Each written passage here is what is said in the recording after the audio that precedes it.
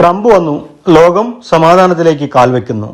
വർണ്ണവെറിയൻ, ഇസ്ലാം വിരുദ്ധൻ, യുദ്ധക്കൊതിയൻ, കുടിയേറ്റ വിരുദ്ധൻ, സ്ത്രീലമ്പടൻ, എന്തിനേറെ ലോക സമാധാനത്തിന്റെ കടക്കിൽ കത്തിവെക്കാൻ പോകുന്ന യമകിങ്കരൻ എന്നിവരെ ലോകം വിളിപ്പേര് നൽകിയ ഡൊണാൾഡ് ട്രംപ് തിങ്കളാഴ്ച വൈറ്റ് ഹൌസിന്റെ ഭരണസാരഥ്യം ഏറ്റെടുക്കുമ്പോൾ ലോകം പേടിച്ചതിന് കടകവിരുദ്ധമായി കൂടുതൽ ശാന്തിയും സമാധാനവുമുള്ള ഒരിടമായി മാറും.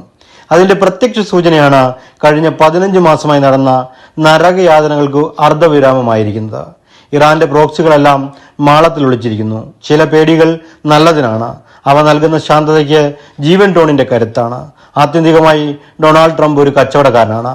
രാഷ്ട്രീയത്തെ തന്റെ മൂല്യങ്ങളില്ലാത്ത കച്ചവട സാധ്യതയ്ക്കായി മാറ്റിയെടുക്കുമോ എന്നത് മാത്രമാണ് ഭയക്കേണ്ടത്. എലോൺ മസ്കിനെ കൂട്ടുകാരനാക്കുക വഴി രാഷ്ട്രീയത്തിലെ കച്ചവടത്തിന്റെ അപാര സാധ്യതകൾക്കുള്ള വാതായനങ്ങൾ മലർക്കെ തുറന്നിടുകയാണ് ട്രംപ് ചെയ്തിരിക്കുന്നത്. മധ്യപൂർവ്വ ഏഷ്യയ്ക്ക് ഇനി നല്ല കാലമാണ്, വിശേഷിച്ചും സൗദി, UAE, ബഹ്റൈൻ ത്രയങ്ങൾക്ക്. കാരണം അവരുടെ അജണ്ടകൾ ട്രംപിന്റെ അജണ്ടകളോട് സമരസപ്പെടുന്നവയാണ്.